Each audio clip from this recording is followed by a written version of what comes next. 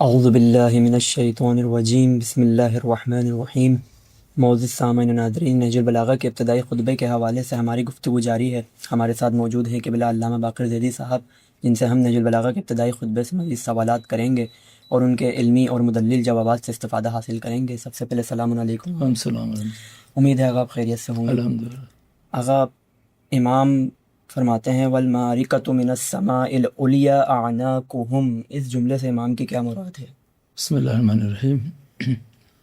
ہم نے پہلے بھی عرض کیا ہے کہ یہ نہج البلاغہ کا پہلا خطبہ جو ہے، اس میں مختلف چیزیں ہیں۔ سب سے پہلے توحید ذات و صفات پہ امام نے گفتگو فرمائی ہے، اور اس کے بعد خلقت عالم پر کہ کائنات کیسے وجود میں آئی، اور اس کے بعد یہ خلقت ملائکہ پر گفتگو ہے۔ اس کے بعد خلقت آدم علیہ السلام پر گفتگو ہے کہ انہیں کیسے پیدا کیا خداوند عالم نے۔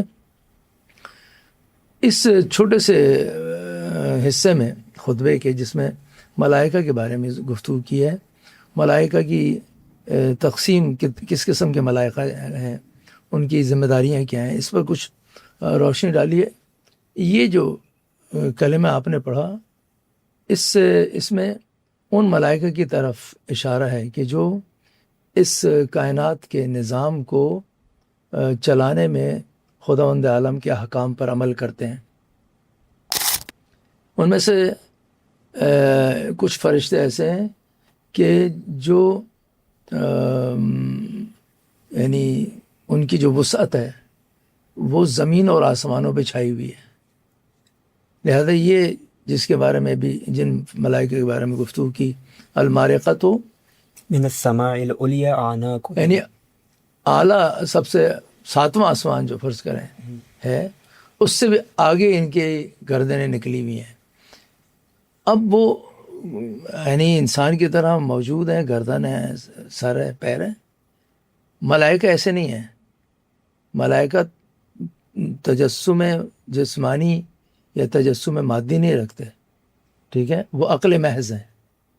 یہ ہمیں سمجھانے کے لیے کہ یہ قسم جو ملائکہ کی ایسی ہے کہ جو چھائی ہوئی ہے پورا عالم پر، زمین اور آسمان تک، اور اس درمیان میں جو بھی حکم خداوند عالم انہیں دیتا ہے وہ انجام دیتے ہیں۔ اور یہ دنیا جو ہے یہ عالم سفلی ہے، وہ عالم اعلیٰ ہے جہاں سے امر الہی تنزل کرتا ہے، ٹھیک ہے۔ وہاں پہ بھی تنزل کرنے کا معنی یہ نہیں ہے کہ وہ خداوند متعال جو ہے وہ کسی بلند، جسمانی طور پر بلند مقام پر ہے۔ خداوند متعال رتبے کے اعتبار سے بلند ہے، اور وہ ہر جگہ موجود ہے۔ جہاں امام مزید فرماتے ہیں والخارجۃ من الاقطار ارکانہم، اس جملے سے امام کی کیا مراد ہے؟ والخارجۃ من الاقطار ارکانہم، یعنی ان کے جو بنیادیں ہیں، ٹھیک ہے، وہی تقریباً پہلے والے جملے کی طرح ہے کہ ان کے جو اعضاء و جوارح ہیں اور جو ان کی وسعت ہے وہ آسمان و زمین پہ چھائی ہوئی ہے۔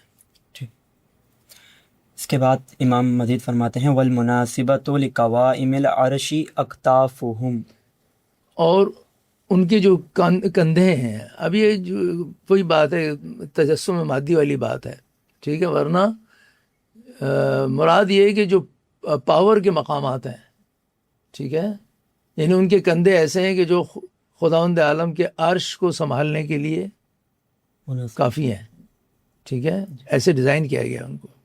اب وہ حتماً جو ہے وہ عقلانی ہے، نہ یہ کہ جسمانی۔ ٹھیک، اگر امام فرماتے ہیں ناقصۃ دونۃ ابصارہم، اس جملے سے امام کی کیا یعنی عرش کے سامنے وہ اپنی آنکھوں کو جھکائے کھڑے ہیں، یعنی امر کے منتظر ہیں، جو خدا حکم دے، ارادہ کرے، اسے انجام دے۔